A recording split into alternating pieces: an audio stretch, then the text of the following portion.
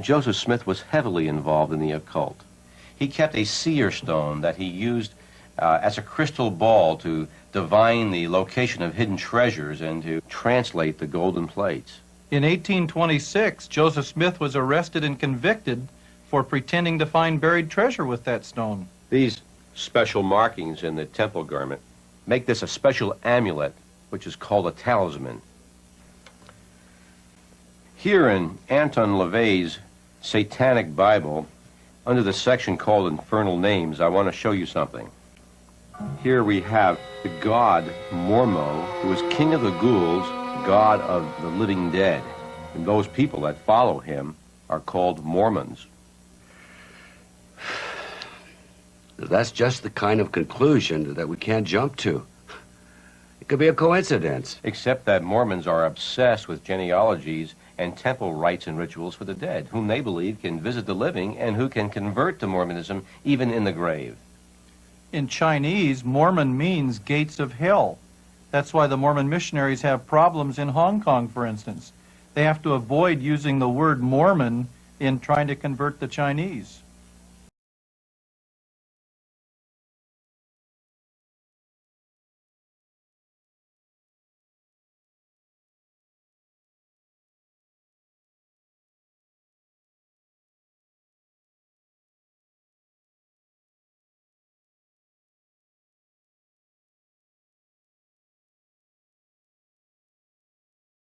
Behind me is the Los Angeles Temple of the Mormon Church, and inside are many devout Mormons who are fulfilling what they consider to be godly, noble obligations to their faith and to their God. What they don't realize, though, is that the rituals and the ceremonies that they are involved in are straight out of the occult. How do I know that? Because I was a Mormon who went to the temple. I attended the temple many times, but more importantly, I was also a high priest of Satan. Before I joined the Mormon Church, I had 12 years of experience in witchcraft and Satanism. And when I went to the temple, I was astounded at the high level of similarity. The handshakes and the grips involved, the secret tokens of the Aaronic priesthood and the Melchizedek priesthood are in fact right out of witchcraft and Satanism. The concept of putting on, as part of your priesthood robes, an apron which God rejected in the Garden of Eden. Lucifer himself in the temple says, this apron is a symbol of my power and priesthoods. So when I went through the temple, I was ultimately very satisfied by it, because I thought this was, in fact, a profound satanic initiation ceremony.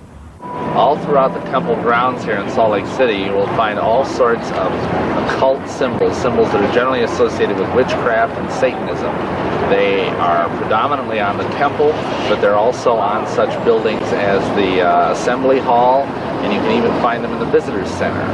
I mean, the place is virtually a Disneyland of occult symbols, and yet there is absolutely no Christian symbol anywhere in here. These doors behind me are doors in the east end of the Salt Lake Temple, and overarching the doors is a trapezoid keystone with an inverted pentagram, which has been used for centuries as a symbol of devil worship, as a symbol of Satan. In fact, the main function of the pentagram in its inverted form is to call down the kingdom of Satan and the manifestation on earth.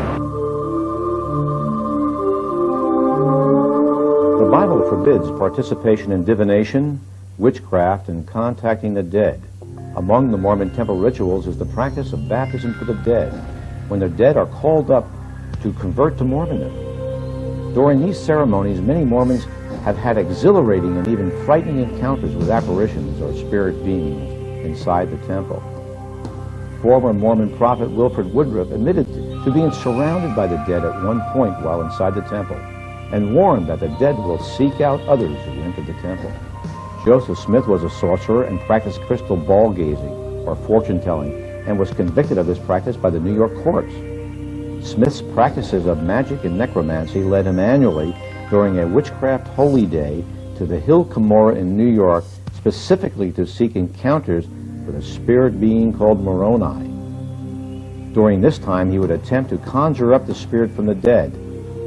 There is strong evidence that in 1824, Joseph Smith actually had to dig up the body of his dead brother Alvin and bring part of that body with him to the hill Cumorah in order to gain access to the gold plates on which were written the Book of Mormon. It was also known within his community that Joseph Smith used blood sacrifices in his magic rituals to find hidden treasure. C.R. Statford writes, "Joe Smith the prophet told my uncle William Statford he wanted a fat black sheep. He said he wanted to cut its throat and make it walk in a circle 3 times around." After his death, Smith was found to be carrying a magic talisman on his person, sacred to Jupiter, designed to bring him wealth, power, and success in seducing women.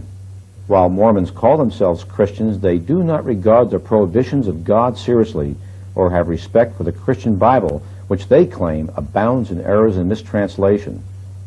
This conclusion leads the Mormons to place Joseph Smith above God and beyond criticism. His biblically forbidden practices are devoutly and enthusiastically emulated by Temple Mormons. While the general public may not see similarities in the religions of Mormonism and Satanism, remember that that is exactly what the Mormon Brethren wish to hide. While Mormons claim to be Christian, many of their basic theologies are identical to Satanism. For years, we at Saints Alive have warned of the Luciferian roots of Mormonism and the satanic worship within its ranks. Now at last, the LDS Church has officially acknowledged that we were right. Recently, a secret internal report surfaced from Mormon Bishop Glenn Pace, a member of the presiding bishopric of the LDS Church. It alleged that widespread satanic ritual abuse across America, Mexico, and elsewhere was being perpetrated by both members and leaders of the Mormon Church, bishops, temple workers, and even tabernacle choir members.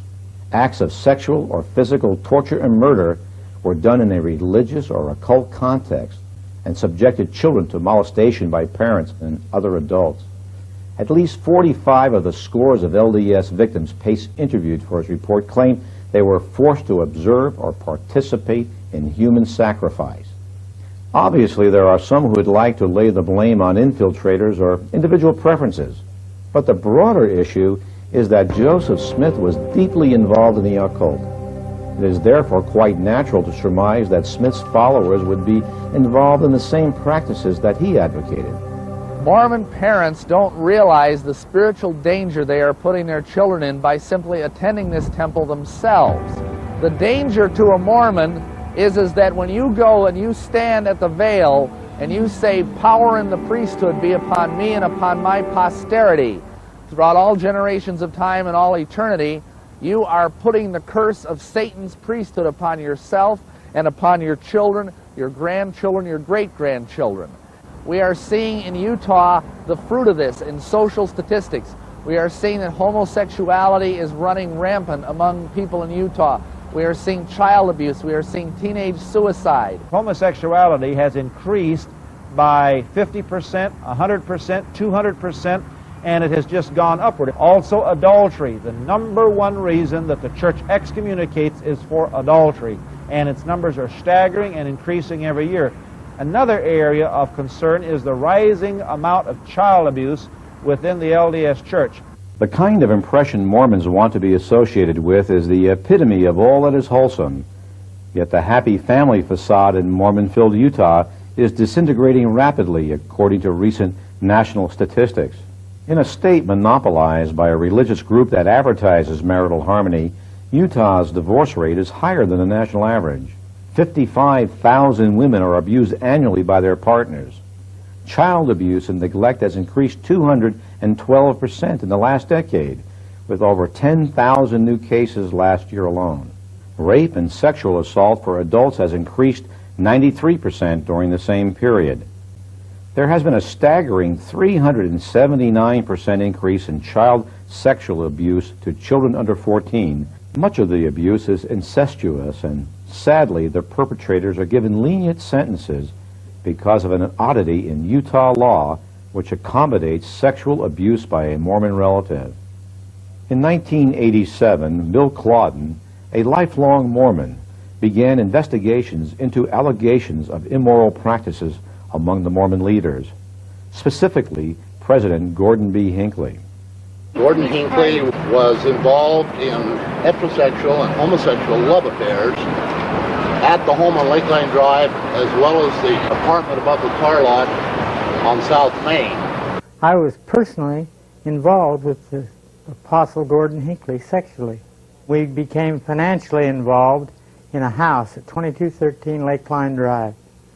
We bought the house for a party pad. And Gordon Hinckley came up there all the time, and I had to arrange women for him. I had to arrange booze for him. I had 4 or 5 bedrooms, 3-story job, beautiful home. We used to go up there all the time.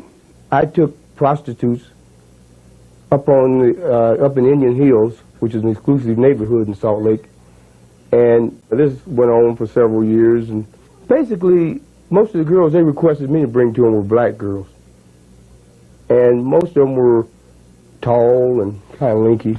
Louis would bring up 4 or 5 girls at a time, bring them to the door. Mr. Hinckley, amongst other people, were there, but they'd drink and dance. And maybe the girls would dance for them, you know, in front of them.